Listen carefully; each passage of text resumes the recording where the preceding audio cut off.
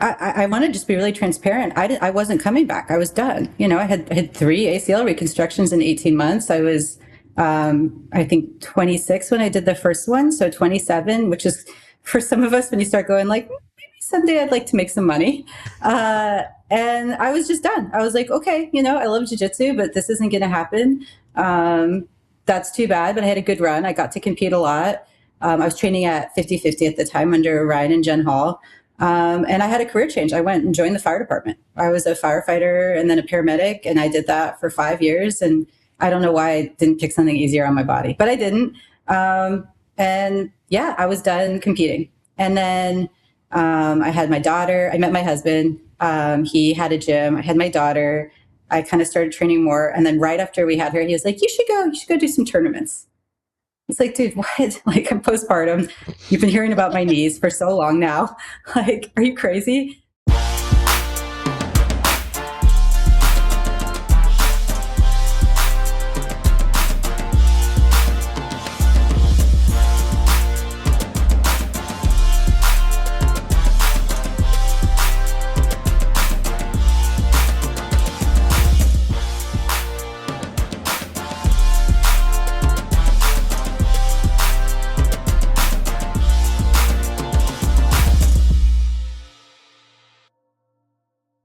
What is up, ladies and gentlemen? It is your friendly neighborhood BJJ podcaster, Rafa Esparza, coming to you with another great installment of the Grappling Hour. We have an incredible guest. We're going to get to her in a second here, folks. But before we do, a couple quick reminders. First and foremost, if you like this show, and I hope that you do, I would hope that you check this out at patreon.com/grappling hour. But Raf, what do I get if I go there?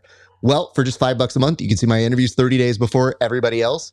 And for a few extra dollars, you see extra bonus content not available anywhere else, including Roast Raf, a segment where people roast my competition footage, a segment called the Grappling Hour Challenge, where we give cards with submissions to a guest, and they have 2 minutes to land that submission on me. I don't know what it is, but I do get to roast them for the 2 minutes. You also see additional segments where we do tape studies and match breakdowns with the athletes. And we also have been asking athletes their favorite jiu-jitsu match or fight of 2025. So you want to see those segments. And come here, real quick. Just so you know, this dude works really hard for you guys. I've promised 4 interviews a month.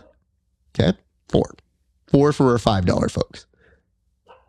I literally have so many interviews. It's January right now. I could stop till April. That's how much I've over-delivered for you guys. Just saying. Your boy works very hard for you guys. $5, that's it. Coffee, that's it. You're essentially buying me a coffee per month because you like the interviews. And guess what? There's a lot of people we introduce you to. So, $5, a few extra dollars for the bonus stuff. You have to pay more to see me get beat up is really what it comes down to. And for whatever reason, you like those segments better than most. So, check it out, patreon.com/grappling hour. Additionally, if you want to get some Grappling Hour merch, you can head on over to rafasparza.com/merch. Get you a tank top, a hoodie, a t-shirt, and new rule for 2026. If you're wearing a tank top and you are questionably on steroids, we will look the other way. That's our rule. Having said that, if you're wearing a tank top and you look questionably on the sauce, we will report you. That's it. rafasparza.com/merch. Additionally, you can like, comment, and subscribe onto this video. And if you don't know what you want to comment on by the end of this video, we will give you a topic to discuss. And last but not least, we always encourage you to check us out on our Discord at Grappling Hour.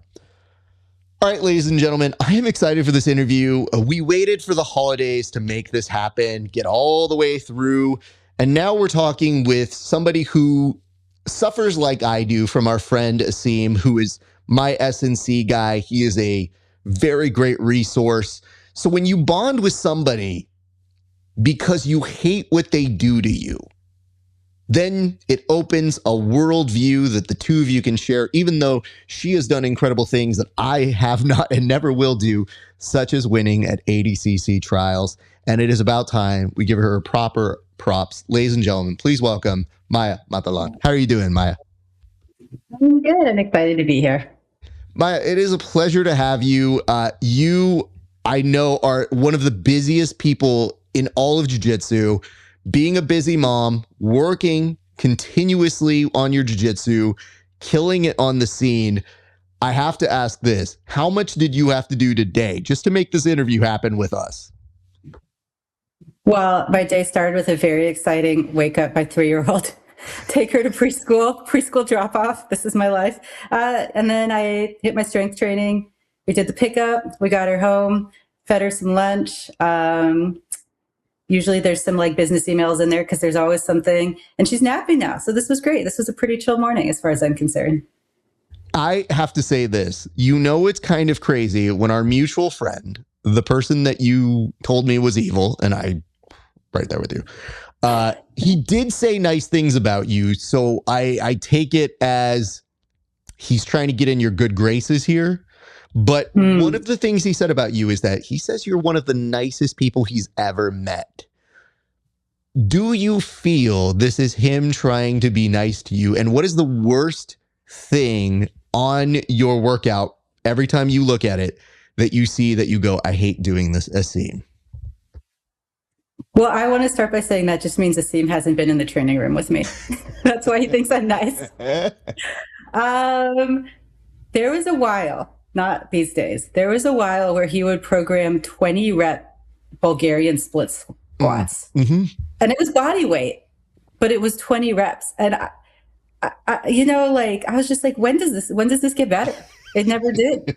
It never got better. Every time I would see it, I hated it. And then he finally switched the workout, I think just out of like some very deep seated sense of pity. He was like, this poor lady, she's done this whole cycle or tried to, or failed to, or, done it and taken a break and gone back to it. I'll give her something new.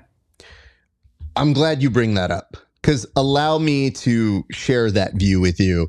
I think the most diabolical thing he does is he sets you up with a workout that's before that, or something that seems so incredibly easy that you go, okay, no problem, I'll do that. And then when you get to the Bulgarian squats, you are in pain after the second set. And you think, I have to do one or two more of these. And I don't want to. That's enough. And I'm pretty stubborn. So I'm like, no, screw that. I'll show him. I'll do it. Like, great job, Raph. You really showed it to Asim. But that's how my brain works when I think, like, anytime I think something is too easy, I know something is coming on the back end of it. Yeah. Yep. And I think what's so deceptive about Asim is he does train. And so he understands the demands of grappling. So he doesn't load up a bunch of weight on me. It's the volume and like continuing to hit the same muscle groups. And I'm just like furious. And then I realize it's kind of like training where you have to keep moving someone about your size for a long time. Yeah. I realized something, that there was one day I told him I really liked the kettlebell workouts. And the minute he was like, how are things going? I was like, dude, I love this kettlebell workout. The next day it was gone. And I said, that'll show me. I'm never going to tell him I like another thing ever in this life. Yeah, no. So he's the worst. But I have to say, I have had 5 ACL reconstructions. So he's the worst, but I also was able to get some stuff done this year with that kind of history. Okay, I'm glad you brought that up, because he also told me this, and I made him go double check his work. Because when he said it was 5, the text that I sent back to him, let me make sure this is exact what I sent back. It was 5, question mark, exclamation mark, question mark, exclamation mark, question mark, exclamation mark times 3. 5? How does that even happen? Like, how do you have that many times that something has happened to just one body part? I mean, I think clearly it was just, kind of my anatomical misfortune, right? It was whatever I was prone to. And women are more prone to them. And then also the last 3 were in 18 months. So I just kept trying to come back. I won a brown belt world championship 10 years ago now with a torn knee. And I was like, okay, this is fantastic. I'm in my mid-20s, this is where it starts. And then I just had to keep getting them fixed. Yeah. Okay. Maia, I think this says a lot about you, and that your grit and your determination is quite up there. And it's no surprise you would win ADCC Trials off of that sort of mentality. But I'm getting to an age now where I get like a baby injury and I'll say out loud, it's been a good run. Jiu-Jitsu's been fun. Yeah. And legitimately, every dumb little small injury makes me always overthink and think like, oh, my shoulder hurts. I really enjoyed jiu-jitsu. It was fun. And then 2 days later, I'm fine.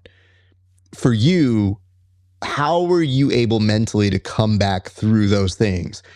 Are you the type of person that's like, the setback is just time, I'll be back in no time? Or are you a person that's going to research it? Are you contacting a team immediately? Like, how do you deal with this and find your path and your way back to very, very stringent competition? So I want to just be really transparent. I wasn't coming back. I was done. You know, I had 3 ACL reconstructions in 18 months. I was, I think 26 when I did the first one. So 27, which is for some of us when you start going like, maybe someday I'd like to make some money. And I was just done. I was like, okay, you know, I love jiu-jitsu, but this isn't going to happen. That's too bad, but I had a good run. I got to compete a lot. I was training at 50-50 at the time under Ryan and Jen Hall. And I had a career change. I went and joined the fire department. I was a firefighter and then a paramedic, and I did that for 5 years. And I don't know why I didn't pick something easier on my body, but I didn't. And yeah, I was done competing. And then I had my daughter. I met my husband. He had a gym. I had my daughter. I kind of started training more. And then right after we had her, he was like, you should go do some tournaments. It's like, dude, what? Like, I'm postpartum. You've been hearing about my knees for so long now. Like, are you crazy? He's like, no, you're so much better than these girls out there. Go get out there. Go win some shit. And of course, there's a lot more, you know, between that. She's 3 now, so it was a long path. But God damn it, the guy was right. Like, you know, I was able to come back, and Asim, I met Asim during that process. I think we've been working together for 2 years now, and so. I started trying to come back very quickly after having my daughter. And then it was really difficult. You know, shout out to Elizabeth Clay for her legendary run so soon after giving birth. I'm older and was long, you know, away from competition a lot longer, and struggled with kind of the mom life balance. So it took me some time, but Asim was really key in rehabbing the former injuries and then just getting me physically a lot more capable. That is so great to hear, because now I see it from 2 different angles. I see that you have this great support with your husband. Here he comes into your life and he trains. And now he's starting to put the bug back in your ear like, oh, you should do it. And do competitors, a dangerous mix of words, because once a competitor, always a competitor. So in your brain, you probably started thinking of the logic and knowing you have the support and the training to help, but the physical getting over certain things and making sure you're training right, having Asim is the other side of that coin that probably was a great secret weapon in your pocket. So that's a really, really cool set of support system on top of your gym. So when that happens, from execution to, like, let's say ADCC, this trials win, like, what were the things that helped you the most in terms of staying the course and making sure that you take care of yourself as you get ready for these big, big tournaments? Yeah, so I'm going to talk a lot about Tim, my husband, who he owns the gym, High Noon, that we both are at. And then he also acted as my coach throughout this training camp. And I did an ADCC Open in Atlanta in June, I think. And I got second. I had a good performance. I had a good day. I was like happy about how I performed. And I was like, you know, I think I want to give trials another run. I tried to do it 2 years ago. And it was like a really rough tournament. Really, like, you know, sometimes you get your ass beat and then sometimes you get your ass beat and your feelings hurt. And this was like number 2. And so it was a rough time. It was just hard. You know, my daughter was so young. She was like she was waking me up at night. So I said to June, you know, I think I want to do trials. And he was like, all right, but we gotta do it for real this time. We have a chalkboard in our basement, mostly for the kids. And he had me write out my training week. He was like, what are you going to do every day? And we of course talked to Asim about that, what that was going to look like. We wrote down like, okay, here are our hard training days. I want to be really transparent for any older athletes out there. I train hard 4 days a week max. That's not, I might get on the mats more than that, but that's how many days I train hard. I can't do more. I just turned 37. And then he had me write down my strength and conditioning days. We wrote down days we were going to watch tape. And we wrote it all out, and we like basically stuck to it. I had like a injury in the middle that took me out right after Jiu-Jitsu Con, but we stuck to that from June until trials. And that's what kind of helped me get it done, I think. We were talking a little bit off air about when you go, oh, that's something my husband would do, because he and I are of the same ilk of we can roll forever and not care. So I appreciate that about him. The minute you said chalkboard and planning out your stuff, I'm like, damn, dude. Yeah, same. Because I am a huge planner. I literally always end of year get like a meticulous, giant, oversized calendar so that I can start putting dates, what I want to do, how I want to accomplish it. So that's incredible. Was it nerve-wracking when he put you near the chalkboard because you go, I really got to see it. Now I got to see what I have to do. Oh yeah, I wrote it down, and he's a big jiu-jitsu nerd. And so he like will watch and listen to podcasts. He really likes to gather data on what's going on in other rooms. And so, he's like looked to John Danaher, who talks about how he has his athletes train every day, but not always hard. And again, I can't even do that every day anymore, but he was like, you need to engage with jiu-jitsu every day. So there was like some form of, sometimes it was just tape. Fridays I would just watch tape, but it was like, I was like, man, I'm going to be sick of this shit by the time we get to trials. And he's like, yeah, you are, but I think you can win it. So yeah, I sat, I was like, whoa, I don't know, man. That's like every day. And he was like, yeah, every day. So similar but different. Let's say the similar part. You mentioned how you've recognized with your body, you can't go hard every day. So I like to tell people I schedule my own beatings. Like I schedule when I know I'm going to have a hard day, and nothing in this world will make me madder than when somebody misses that day or is like it cancels last minute. I go, no. Adult here. That was supposed to be my hard day. Tomorrow's supposed to be my easy day. So I get very particular on like how I break up my sessions. For you, when did you have that realization that you can't go hard every day, or that you need to space it out accordingly? I was building back up because, when I kind of first started training again more seriously, my knees, this was again pre-Asim, my knees couldn't handle it. So I was like, okay, 2 nights a week. And when I was still a firefighter, I had to lift a lot, and I had to account for maybe needing some physical capacity at work, of course. And so it really was just a slow increase through this year to get to those 4 nights. It's not like other people who had a more uninterrupted career where they're kind of like, oh, getting a little older, can't do it. It was like, I had to build to get to 4.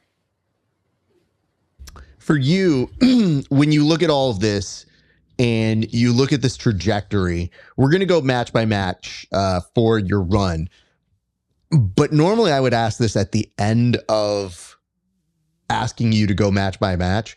To me, it seems like a good moment to actually ask, hearing some of the obstacles, some of the difficulties. For you, what did it mean to win ADCC Trials?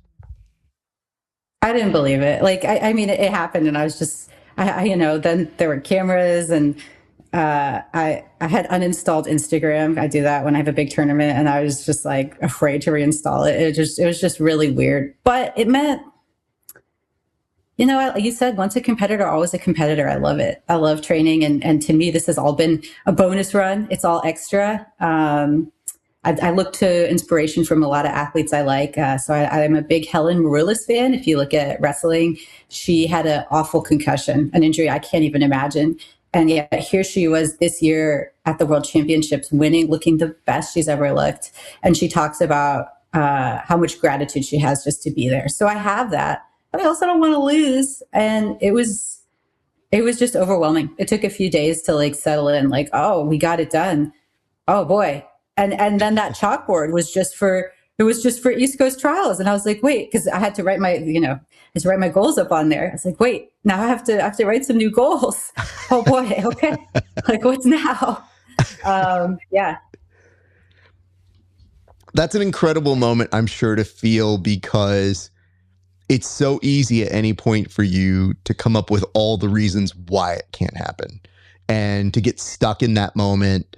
And what I find sometimes is it's difficult when you have these people who believe in you and you have to meet them in that belief. Because your husband sounds like a ride or die, like, you're going to do this. I got your back. And then I'm sure you are like, that's cool. Body hurts. I don't know. We'll see. So you being able to not only meet the moment, but to have this moment that was going on inside of your head, does it feel sweeter to you now than maybe you think it would have felt maybe 10 years ago or 5 years ago? Because now you have more perspective on the accomplishment. Yeah, it was definitely, there's like more of a story there. And then I've been thinking, I don't know why, we've been talking about some of the younger athletes in the community and some of the athletes we mentor. And I think you almost get to enjoy it more when you're older because you have more in your life. If you've lived life well, you should have more in your life when you're in your 30s.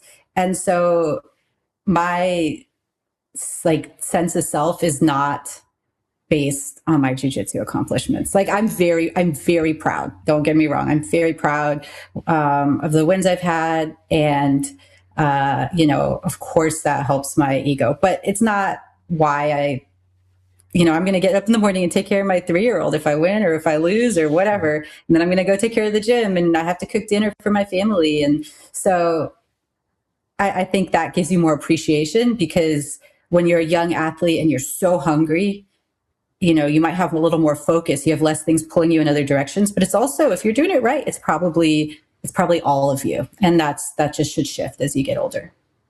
I feel that. And I tell people all the time, sometimes you take things for granted when you're younger and that you really feel like, man, I appreciated this at the time. And as you get older, you see that perspective from a completely different thing where you go, no, I wasn't even close to realizing what that moment was or how important it was to me. So you getting to be at the top of this mountain at 37 after thinking you were done, going a completely different career route, and then finding your way back, an incredible accomplishment.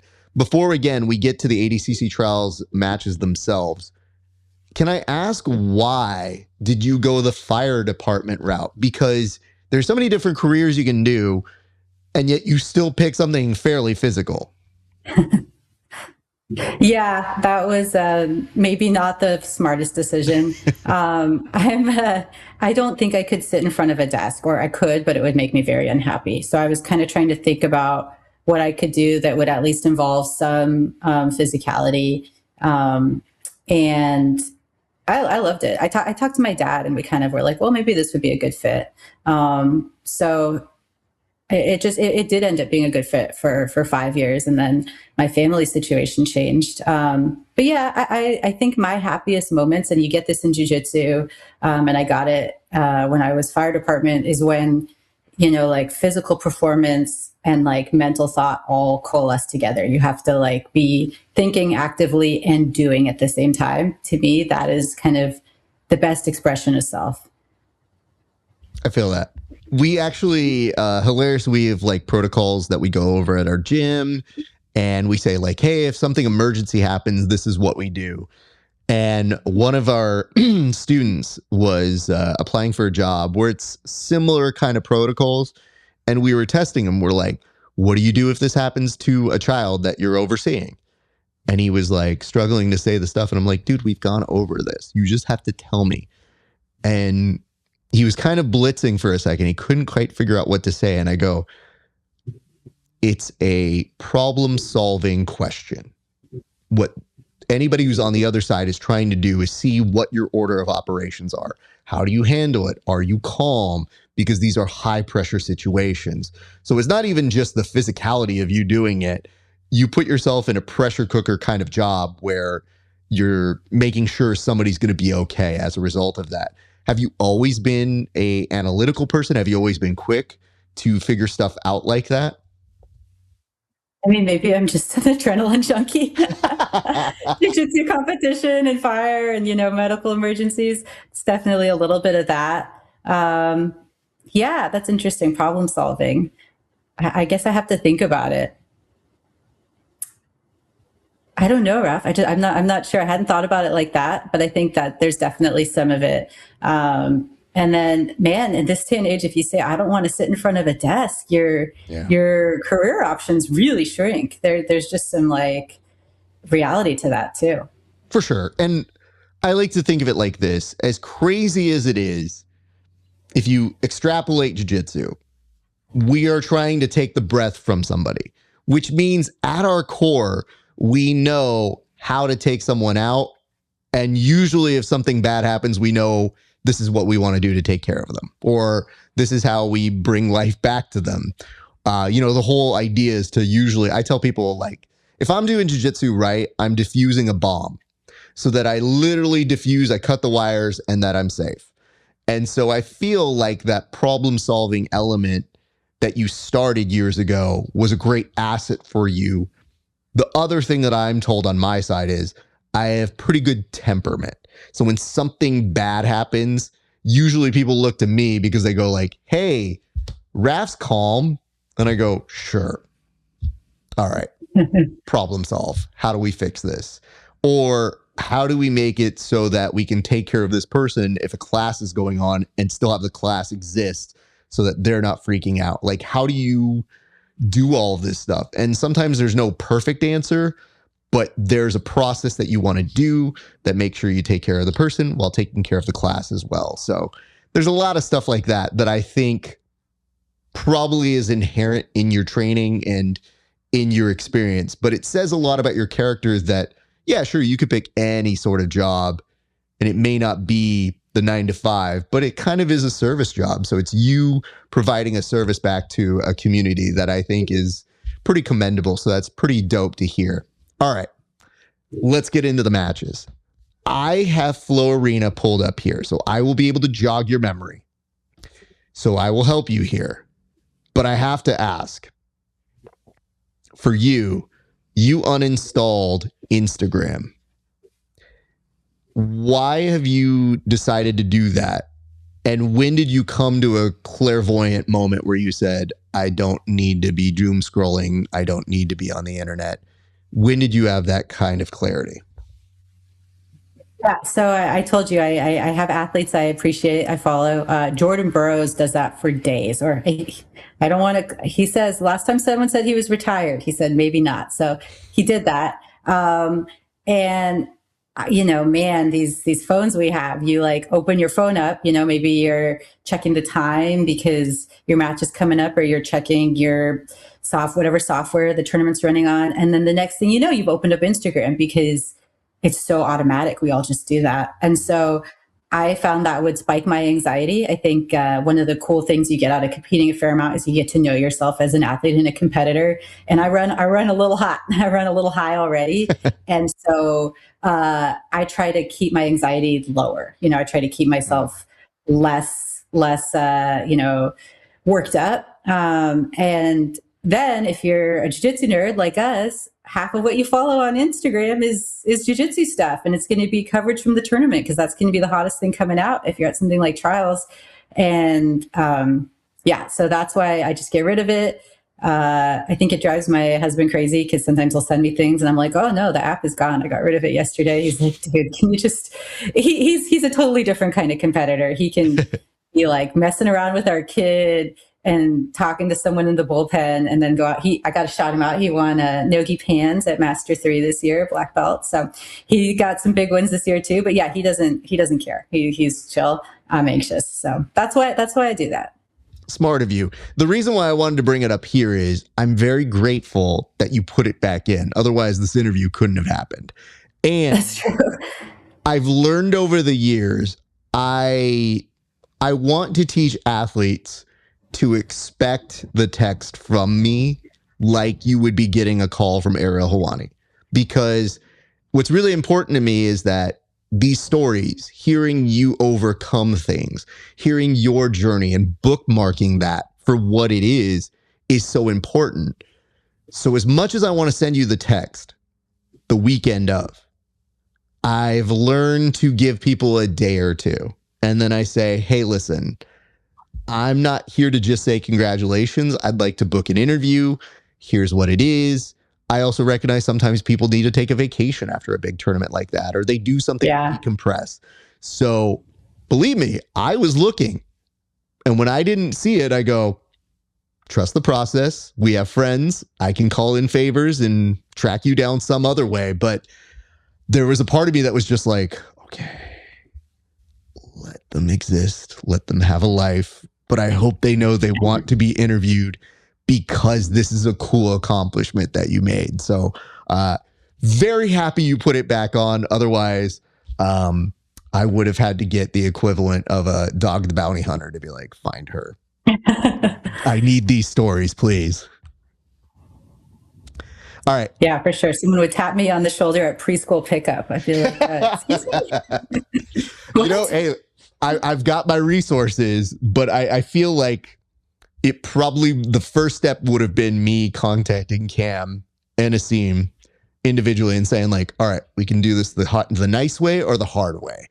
Nice way. Cam comes up and is like, would you interview with Raph? Hard way.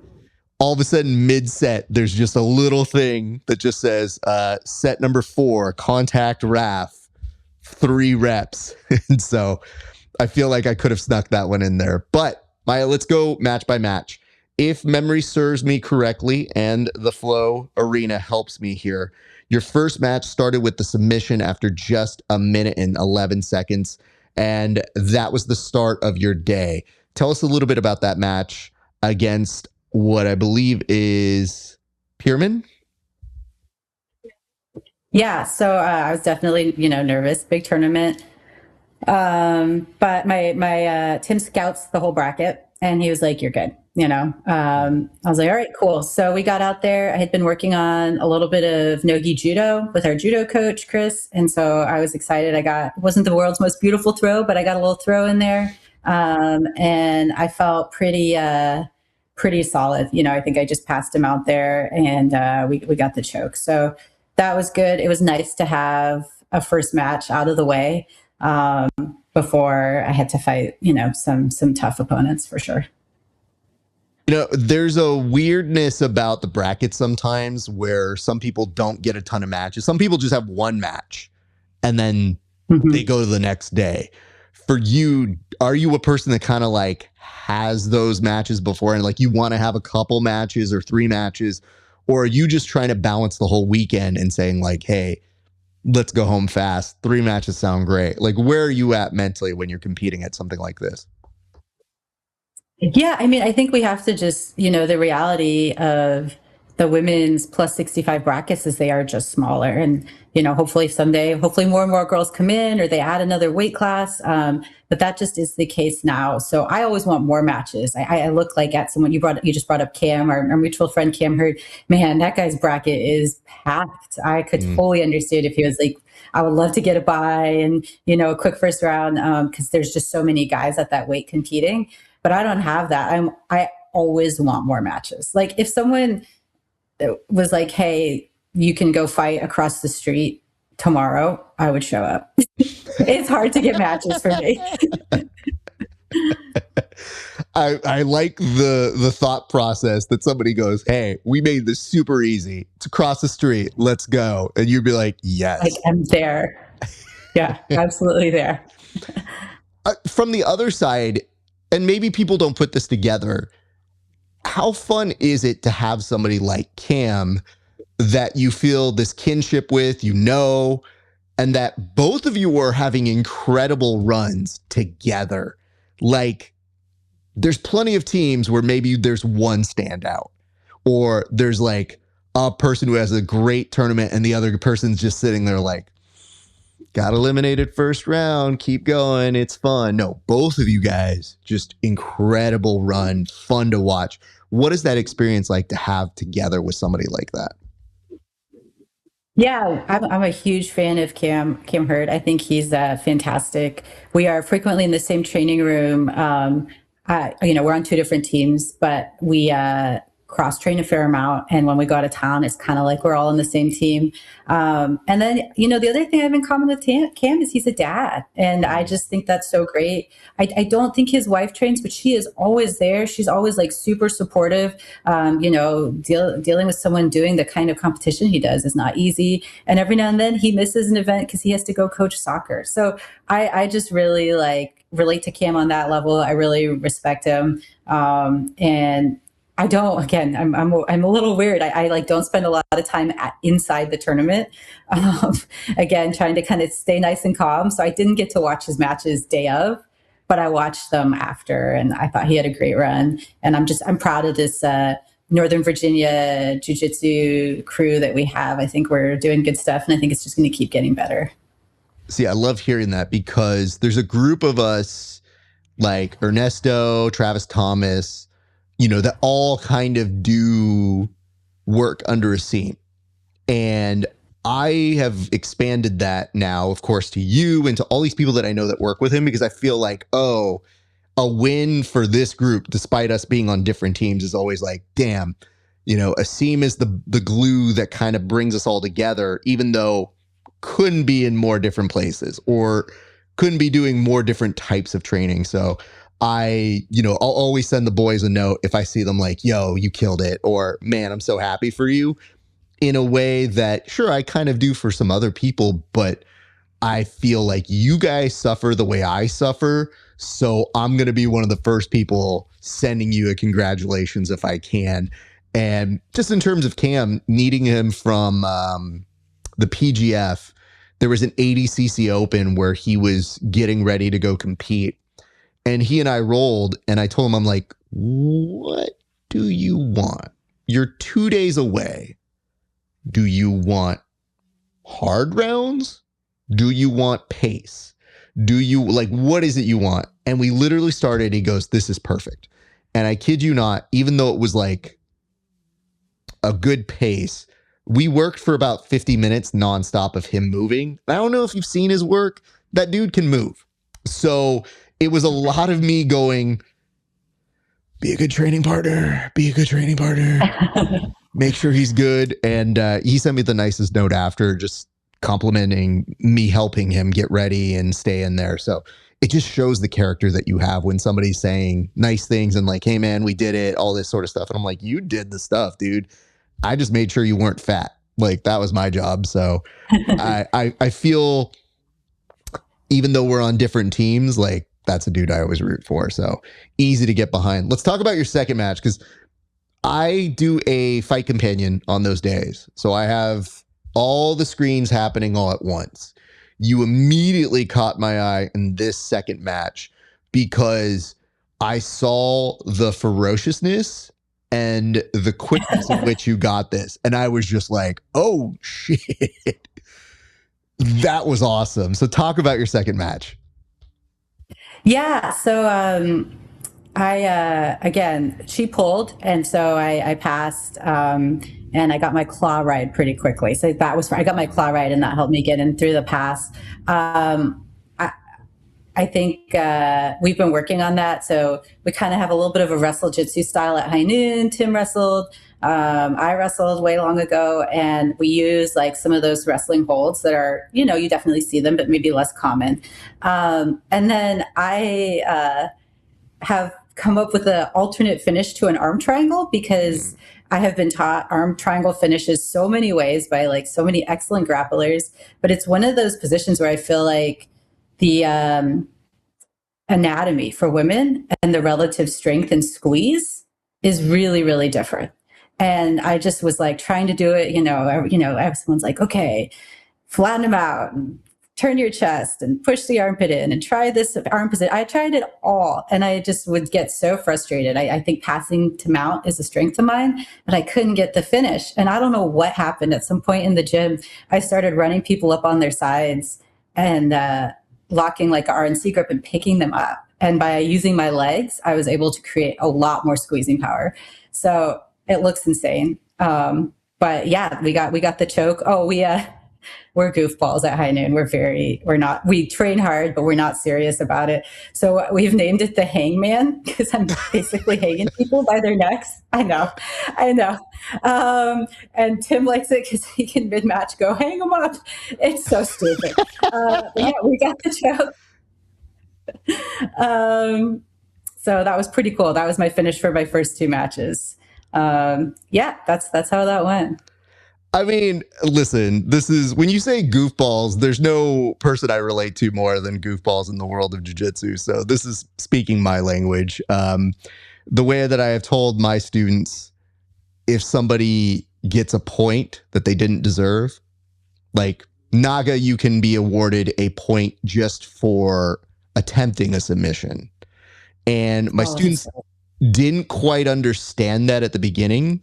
So what I did to kind of help them a little bit was we'd be running rounds. I'd have one guy scoring points, or I'd be scoring points as like a referee or something.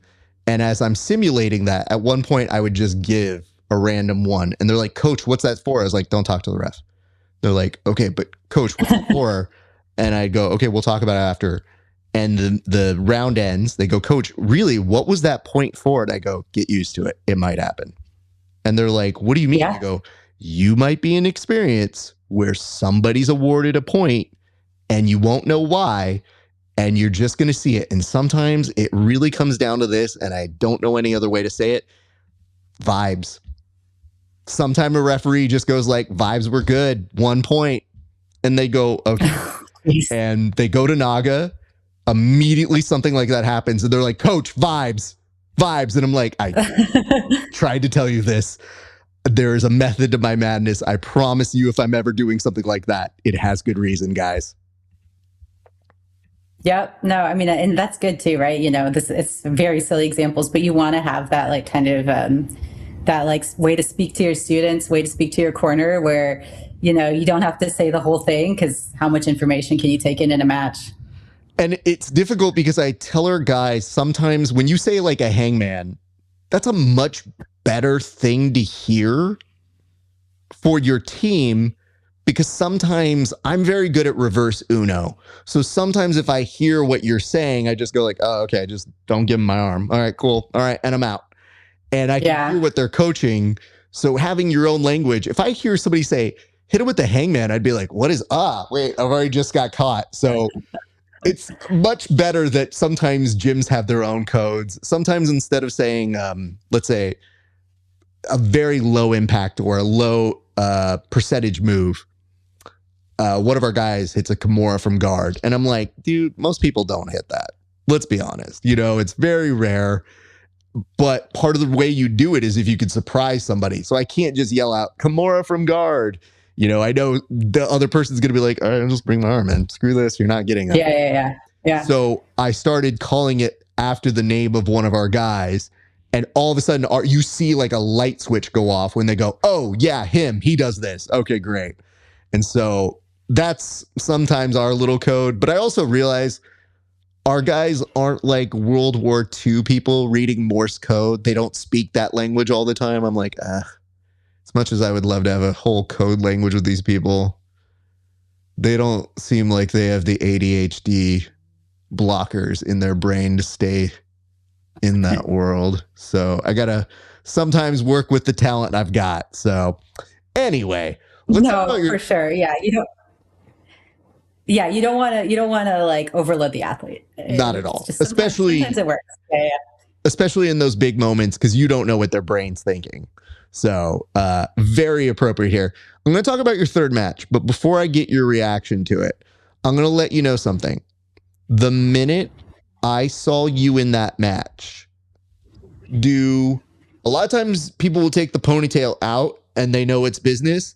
The minute I saw you wrapping the ponytail back in, I go, "Oh shit. Yeah, I'm scared of her." Like I could see you gearing more up, and I go, "Uh-oh, this is not going to go well." And wouldn't you know it, that's when a few more points happen. So talk us through your third match.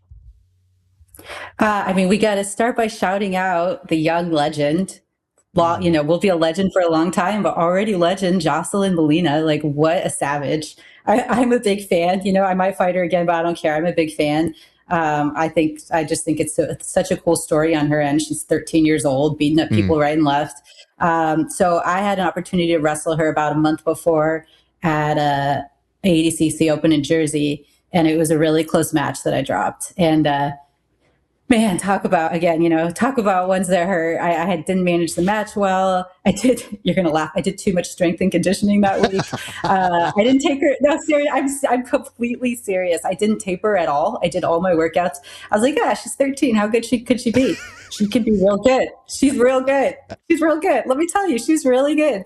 So I knew that, you know, I think Jocelyn is incredibly skilled. I don't want to take anything away from her, but her pace is her like major weapon. I knew that. And I knew I had to try to hang with that. Let me think. That was the longest match I had. In fact, I spent more time on the mats with Jocelyn, I think, than with everybody else combined. We went all the way through to overtime.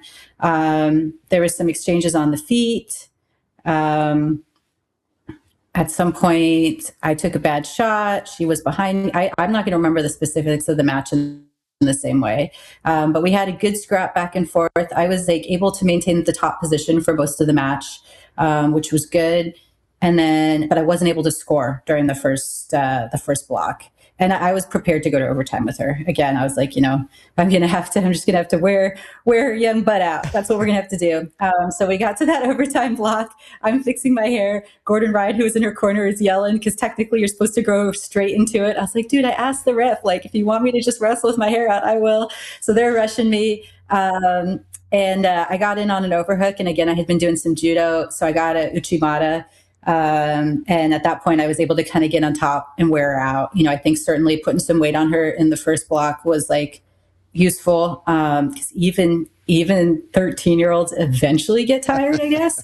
So, well, I'm also heavier than Jocelyn. I was able to use that. And to her huge credit, she is not going to stop trying to win a match. So, you know, she could have shelled out and made it go to a decision and I would have won it. But she didn't. She kept trying to win, and eventually I was able to take her back and then mount. Hardest match of the day, really fun match. And honestly, like the way I see it is in 10 years when she's on the top of everything, I get to be like, listen, guys, I wrestled her when she was a kid. I think it'll be a cool story.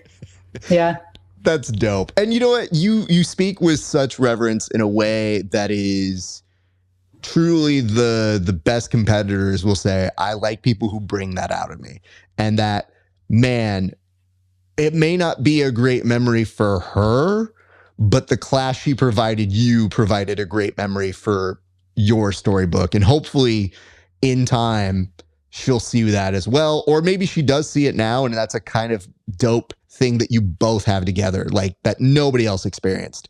So it's hard to say, but I do feel like it is a dope thing that you speak so well of her, and that's a cool acknowledgement. So I really do appreciate that. Let's talk about this. You mentioned how you sometimes aren't watching matches. You have to have your process away. Nowhere is that more important than going into a final. And now when they take everything away, and the whole crowd is now just basically one giant mat surrounding with people, what do you need to do mentally to get in the place that you need to get into to win this thing right before your final match? Yeah, so I went outside the arena. There were some couches. I took a nap. I like put my headphones on. I'm serious. This is what I did after the quarters. They told us we'd have a long break, so I went and took a nap. I ate some food. You know, Seam had told me what to eat day of. It was real weird. I had some like rice crackers with honey. He had me drinking pickle juice. I don't know, dude. I just was like, all right. Well, sure. Let's go ahead and do that. I took a nap. And then I was driving for Tim crazy all day because I didn't want to be in the arena. I didn't want to get too worked up. And so we were late. Like they were calling us. They were like, hey, you got to get out here. You're going to be the first final. You're going right now. So I didn't even get a second warm up. We just went out there. But I had done a lot of jiu-jitsu that day. You know, I had all my matches on the same day. We had definitely done a lot of work. My body felt pretty good. And then it was just a good day. Sometimes you just have a good day. We prepared really well. So I don't know. I wasn't taking the crowd in. I was just thinking about the match. We had watched some tape on my finals opponent, and I was Natalie, and I was like, okay, let's go fight. Let's see how this goes. I think I have a good shot at it. I had talked to the girl she knocked out in the final in the quarters, and Brittany Elkin was like, dude, she's strong. And I was looking at Brittany Elkin, who's a little bigger than me. I was like, you look strong. So she must be strong, strong. Good to know. Like, thanks for the heads up. I'll see how this goes. So yeah, but it's weird. It was just like one of those times everything went away. And it was just kind of about the jiu-jitsu for me. Good for you, because, okay, I'm immediately going to tell you something. You being able to sleep before a final is the biggest form of jealousy I have experienced in some time. Like, I can't do it. And if anything, I used to come into things like I competed when I was a kid in high school, because it always felt like I'm this big goofball. I tell lots of jokes. I'm very lively with my friends. But when I would play sports, I'd get like stone serious. And to the point where my coaches were like, who are you? And I go, I'm just trying to win with the team. Like, I don't want to let anybody down. And it's a habit I've tried to break, so that now when I compete in jiu-jitsu tournaments, I do try now to be a little more jokey to the moment, play around a little bit more, so that I'm not that guy, because that guy sucks. I don't think people want to be around that dude. This guy, fun, enjoyable. Guy who takes things too seriously, I don't know. So when I hear you saying like, yeah, I went, took a nap, I'm fine. In order to combat being a complete asshole, there's a lot of me going around and being like, what's up? You guys tell me about your day. How is everything going? And they're like, Raph, do you need a rest? I do. It's not going to happen. So I've just given into the other side, which is be social and ask questions. And so they do see a different side of me when that happens. And I think it works a little bit better, at least a lot less stress on myself is what I've learned about me. So Yeah. incredibly jealous that you get to do that. Talk about the match though. For you, you get this finish, and you said that you were able to do some tape study, and it showed, because it looked like the minute you got into position, you had a recognition, I just won this thing. And that might just be my interpretation, but it looked like the end result of somebody who does their homework and then realizes maybe a few seconds before the rest of us, like, damn, I just accomplished something that's insane. So is that about what you felt, or what were you feeling as you were locking up that finish? Yeah, so I wasn't planning to be on bottom for that match. So that wasn't necessarily the plan. She was like a very physical athlete, which is something that can be hard. I think that's the hardest thing to tell on tape, is to gauge physicality. If you've been doing jiu-jitsu a long time, you can understand technically what's going on. You can make some guesses about, kind of where people like to be, what their strengths are, where they might be lacking. But there's nothing like putting your hands on someone to understand how they feel. So that was not the plan. But I am, like I said before, I'm a 50-50 black belt under Ryan Hall. So when I started traveling inside for that inside spin, I was like, oh, I got her. Because I think that's just such a powerful movement. And if someone will start letting you go towards the inside, there's not a lot of ways to get out of that one. Yeah, I mean, I could see the look, and now that I know the story, it makes so much more sense when you put all that together and what it meant. And I think it's so cool when you also have somebody that you're married to that does jiu-jitsu, because you don't have to explain when you go home, like, babe, I won this thing. There's a bunch of nerds, but it's really important. And maybe it's not televised on like NBC, but it's really important to these like 100,000 people who watch it. So to have yourself in that conversation has to feel great. Yeah, absolutely. I mean, I think he was happier for me than I was. We have a clip of like right after I won. And he's like screaming. And so that was cool. I really feel like we did it together. I keep telling him that because I wouldn't have done any of these events again. We go back 2.5 years or 3 years now. I'm postpartum and tired. And he's like, go do a tournament. And I'm like, you're crazy. You go do a tournament. What are you talking about? Like he just kind of gets the I told you so forever, I guess. But yeah, it definitely was great to have him there too, to have it be something we did together. He was like the one I warmed up with. I'm the women's plus 65 is such a broad range of weights. You have people like Jocelyn, who's 155, and her dad is a good parent. She's a kid, so he won't let her cut weight, which is absolutely the right thing to do. And then you have some ladies that are like real big, and I'm somewhere in the middle. So he was just there, like, putting up with me napping in the hallway, letting me throw around on the warm-up mats, and then sitting in the coach's chair. It was cool. I think it's something we'll like look back on probably forever. Absolutely. I would like to do this. So this is your first time on the show. We always do origin story. So I want to go backwards. So making a few guesses here. Jiu-Jitsu was not the first thing you did in terms of sports. I feel like you were playing other sports. If so, what were those other sports? All right. So I was a really mediocre recreational gymnast when I was a little kid. My parents are not sports people, so I'll use a Southernism. I'm married to a Southerner. Bless their hearts. They had me in gymnastics. I stand 5'8", like 175 pounds now, but that's okay. That's what we did. And then I started wrestling in middle school. And I was in California, so there was actually some girls wrestling opportunities back then. I also had to wrestle a bunch of guys and get my ass beat. So I wrestled through high school. And then I went to college. I did a year of judo, which I like quite a bit, but I really liked the mat work. And then after that, I started training jiu-jitsu. I found like a little gym. I was at UC Davis. I found a little gym in town, and kind of never looked back. Okay, let's go backwards. I'm in California. Were you NorCal at that time, even before Davis? Yeah. I grew up in the Bay. Okay, cool. Very nice. Okay. Well, putting more and more together now. Okay, very cool. So with that being said, because I relate a lot more to California schools and a lot of knowing that, especially that I'm not super far off from age, so I kind of know the era in which you're growing up as well. But for you, in that time, as you were growing up, you mentioned you started with gymnastics. That's actually a great base for knowing how to keep your balance. So it's really fun that you start with that as a great gift your parents gave you. Even though you're like, oh, very mediocre, you know what you need when you start doing judo and wrestling? That.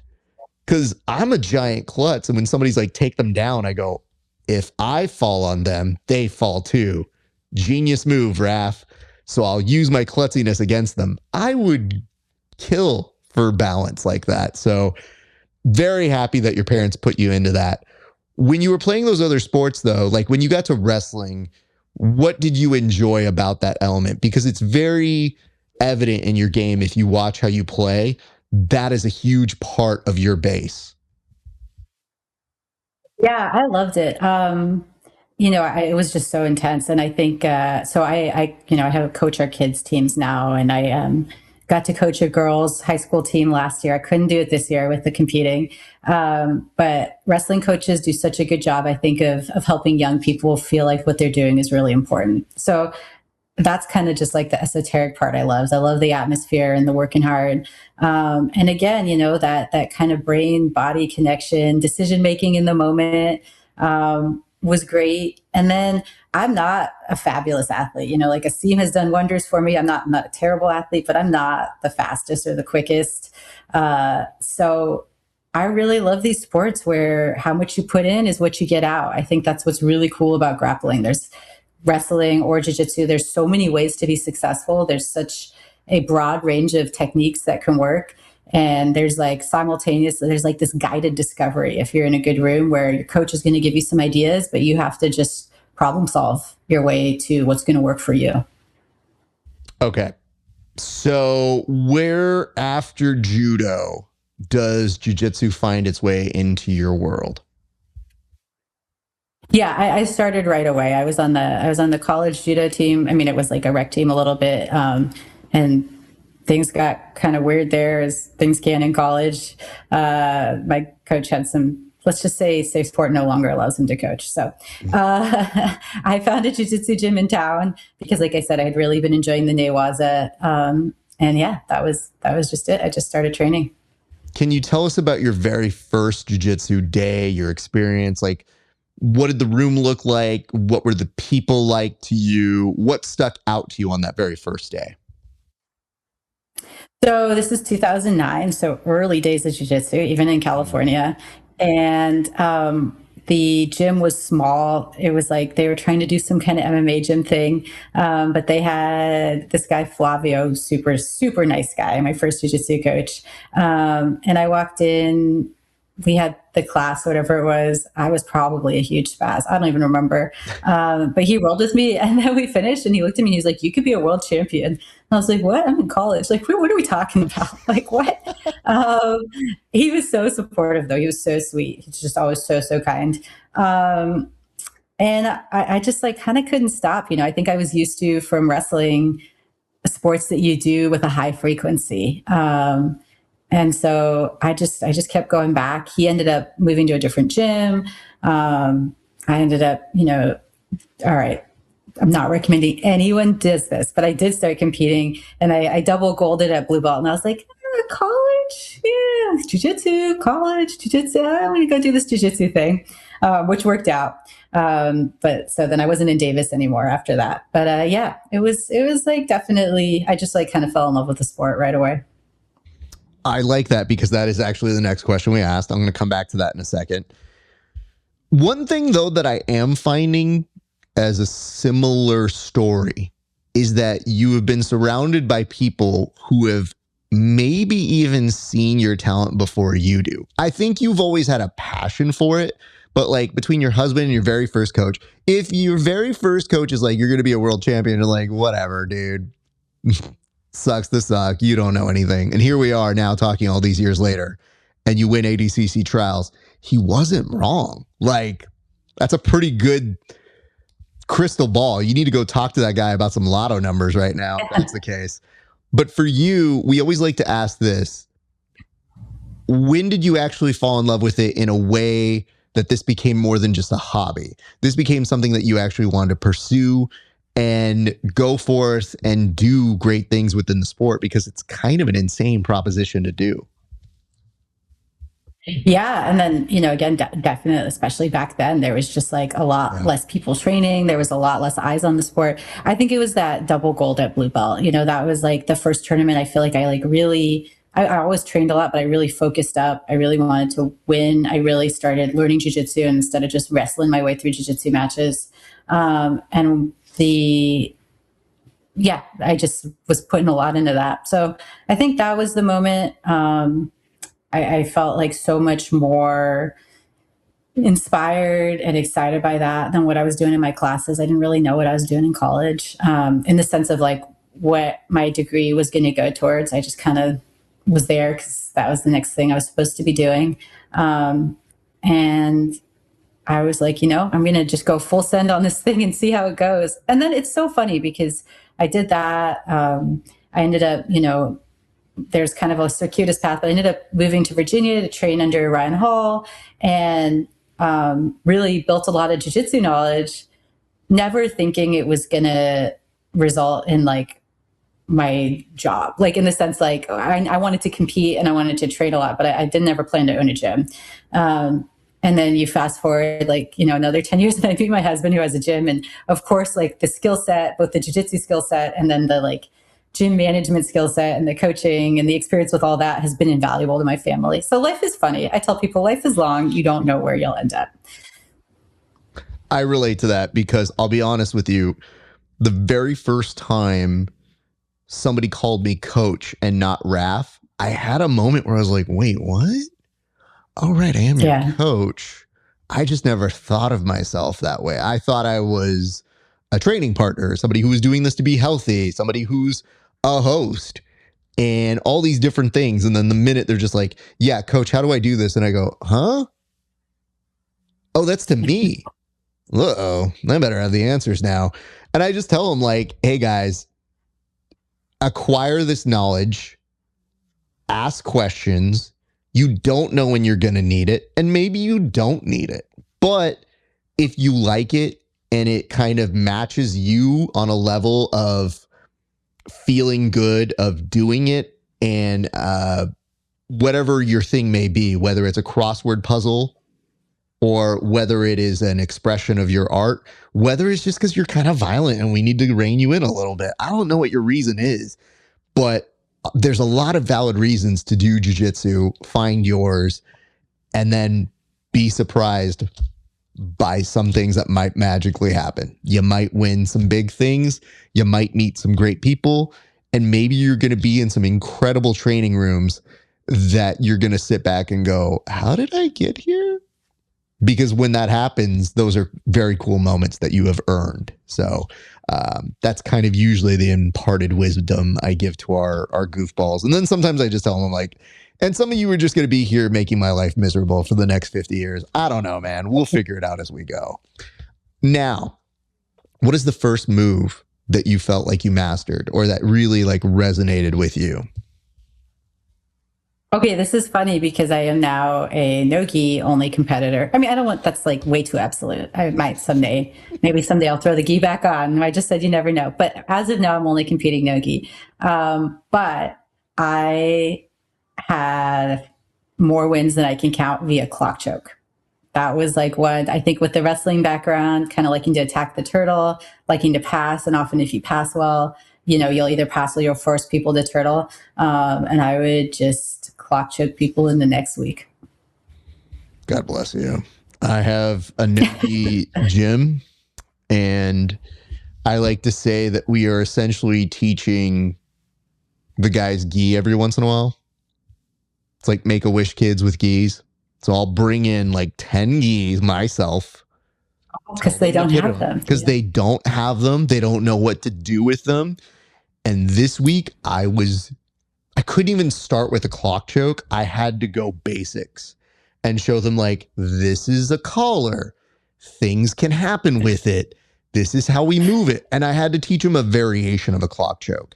And they kept asking questions like, but what? And I go, just do the simple one, because all of you don't show the recognition of how to do a clock choke yet, but we're building to it. And so they were doing this makeshift one that they're like, oh, okay, that's kind of cool. And it was like, great. I'm going to blow their minds when I get to a loop choke.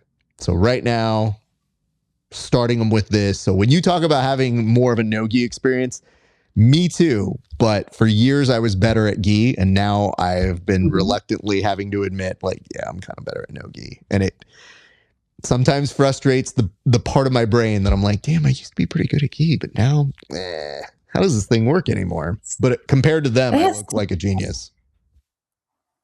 Yeah, no, absolutely. No, I think the gi is really cool. You'll never catch me hating on the gi. I just, because I was coming back postpartum and I had a bunch of injuries and I hadn't competed at a high level at a long time, I decided to just focus on no-gi. But I do have a cool story about clock choking. So I met my husband on a dating app, which is so weird because we were both black belts in this like relatively small area, but we met on a dating app. And so like, I think our third or fourth date, we decided to train together for the first time. And I had told him, he had asked me like, oh, what's your favorite move? We're training in the gi. I was like, oh, I have a really good clock choke. So we're training. He's of course being super nice, right? I mean, it's kind of a date. And he turtles. And I get my clock choke grips. And you know this, Raph, like it's one of those positions where if you get it, it's really problematic. And I'm sitting there with the grips going, do I finish it? Do I not? Do I finish it? Do I not? He was like, she's a lady. How good can it be? And I was like, fuck it. Like, let's see how this goes. So I finished the choke. He flips completely like face up to try to get it. Then he flips back down and then he taps. And I was like, I might have just really messed up this date. I don't think I've won again since. I've never subbed him since then. But I always remind him of like, I know your weakness. It's clock chokes. If we ever get back there, no, it was a good time. It was a funny debate. I got to be honest with you. If all things considered, I'm married now, so my wife doesn't train, none of this. If she and I had met and she was clock choking me and I tapped, I think I might have said out loud, if that would have happened, she's the one. Like, I think at that point, I'm like, you know what? Love this. Because, the hard part to me is my wife used to say this to our friends, and it would always bug me because she doesn't train and I don't yell at her about that. I'm like, hey, you're, totally make your own decisions. You're doing other things that you like to do. That's what I want you to do in life. But she would tell her friends, she's like, he wouldn't want me to come train. I'm like, false. I would love it if you come train. Training is for everybody. And I think you would geek out on it. It might not be your thing, but you would understand me better. So when you're just at a dinner party and she's just like, he wouldn't want me to train. I'm like, you can come Monday. I teach Mondays, or you can go to somebody else's class. I don't care. I hate that part. So there's a side of my brain that's like, damn, if my wife literally hit a clock choke, I'd be like, the technical proficiency you need to be able to do that to me, king defense, and do that, I'd be like, babe, I don't have a ring on me, but I'm proposing to you now. I'm taking this belt. Here you go. I'm proposing with this belt. Do you? Yeah? You want to get married? I just feel like that's what I would have done. So I feel like your husband had to have known, like, these dating apps actually work. Holy shit. Like, that's a great moment for dating. I know. So silly. So, okay. We're rounding third here. This is the part I hate for ADCC East Coast Trials female winners, which is that you're not at the dance. So you got to go do the whole mountain again. What is that preparation looking like? And for you, what will a win at the West Coast Trials mean for you going forward? Yeah, so we kind of just restarted, like tightening up. Not completely, like we're not like back training camp, but I took it a lot easier over winter break. I like still trained, but I was just kind of goofing off, and definitely still hit the strength and conditioning because, like I said, I'm prepared to have some opponents where I'm undersized. So getting stronger, can't take the back burner. So we started getting back at it, and I think, man, we still have some time because they set trials for April. But a win there would just kind of be more confirmation that this wasn't like some crazy dream I came up with. I think that would be really cool. I'm also, like I said, I'm always looking for matches. It is complicated the way it goes, that the women have to qualify twice, or that, I think East Coast Trials for the girls was still a tough division. But in ways, I'm happy to have more matches because when I'm at ADCC in the fall, I'm going to need them all. So I'm looking forward to that. It'll be both a confirmation and then another sort of pressure cooker, a real-time test. Like, am I doing what I need to be doing? Are we getting stronger? Are we getting better where we need to be better? All of that. I'm glad you say that, because I can say things you can't. So I can say the part that really is dumb to me. That men's 99 plus. Those numbers seem very familiar to a certain women's division. So it looks like that argument's starting to die now. Looks like they need to come up with a better excuse, or I don't know, expand to some more women here, because if we're being honest, they used to say there's not enough women. There was enough women to negate all of that and say, now we're doing 3 divisions. I think those days have to start dying out, because the amount of work that the ladies have to do on those East Coast trials for it to just result in a seed is baffling to me, because it's an incredible accomplishment in its own right. So it's been the bane of our existence, because like I said, we reach out to all the winners. We do this dance of like, you did it, but you got to do it again. Yay. So it's annoying AF. And imagine my surprise when I saw the numbers for the 99 plus men's, and I go, that's like 40 dudes. That's what we told the women that they didn't have enough for now. So we reducing the 99 plus dudes to 8 now, because looks like we don't have the numbers either. So anyway, Just some thoughts. Well, let's do this, Maia. I want to put a bookmark on the conversation right now. I'm really hoping we do this again come May. In fact, we will do it again. So I'm gonna follow your lead here. But what I would like to do right now is give you an opportunity. I'm going to put the camera back on you here in a second. I would love for you to thank any friends, family members, teammates who helped you with this incredible win, or anybody else that you want to shout out, including sponsors. So the camera is on you. Feel free to say and thank whoever you want to. Okay, let's see. I think I talked about him a lot, but Tim always comes first. And the community he's built at High Noon BJJ, we're a small, unaffiliated, standalone gym in Alexandria, Virginia. We love visitors, so please come by and train with us if you'd like to. I definitely have some people in the room who really help me out. So Tyler is one of our black belts. He's a photographer. He's about to start his own gym. He trained with me pretty much every day to get ready for trials. He was a fantastic training partner. Cannot say enough about him. Had some ladies I get together to train with. We do our little off hours training when we're not teaching. So many of them. I shouted them out on Instagram. I'm gonna forget someone and feel bad. So I'm just gonna say you guys know who you are. And we're going to start a ladies competitive session. So if anyone hears this is in the Alexandria area, come by Saturdays at 1, come train with us. That would be sick. But yeah, it was just a family affair. It was mostly in-house. I've got some things in the works, but I don't currently have a sponsor. That's what our joke has been. Just a local mom who got it done. So I think that's it. What are you talking about? Hold on. That's the best logo there is. Half the time I have to work with these people and sell people on some branding or phraseology. You literally just hit it off the head. A mom that gets it done. That's the best reason to support anybody for a sponsorship. Half of these goons that I interview are like, I don't know what I sell. I don't know who I am. You know exactly who you are. And I argue this. I do think if there is a sponsor out there who is listening, you do want to sponsor Maia for this reason. She's got to go back there and do it again. And you want to get in while you can, because if you get in now, you're going to be looking at an ADCC competitor, our Olympics, our main big show.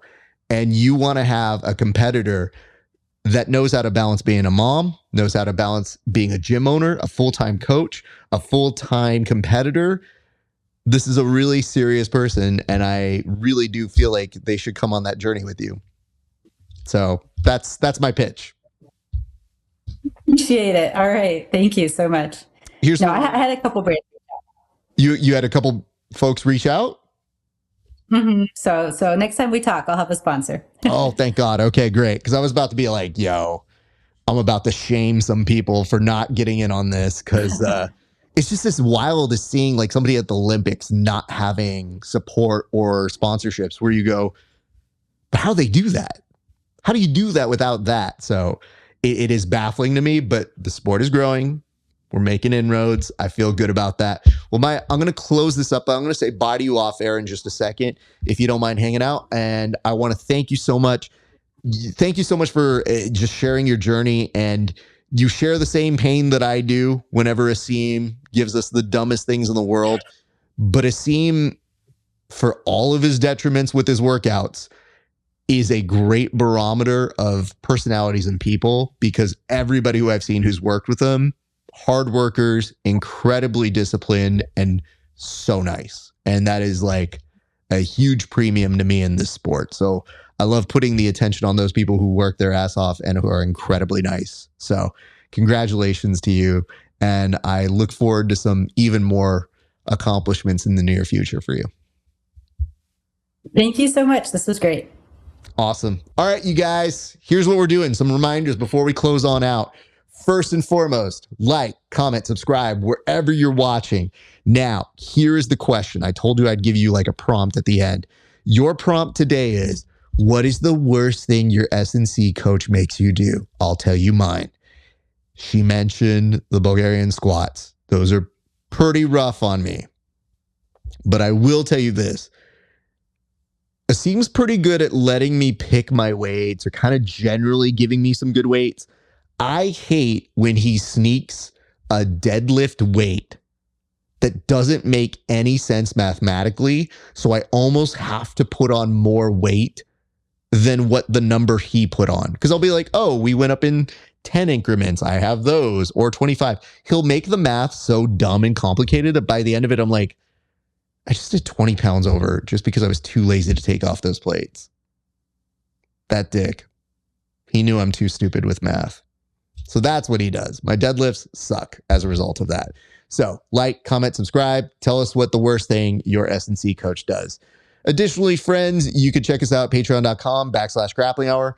$5 a month. See my interviews 30 days before anybody else, and a few extra dollars. See extra bonus content not available anywhere else, including roast raft, tape studies, grappling hour challenges, and extra little bonus content. Again, not available anywhere else. Patreon.com/grappling hour. You can also get some grappling hour merch, rapsparza.com/merch. Get you a tank top, a hoodie, a t-shirt, whatever fits your bill. And just know this, whatever you spend there goes directly back into this program. So I very much appreciate you guys for supporting the program. Last and not least, I will say this, check us out on our Discord for additional conversations that we have here on the show. Ladies and gents, that's going to do it for us here at the Grappling Hour. My thanks to you for watching. It's been a great day for grappling. We'll see you back on the mats.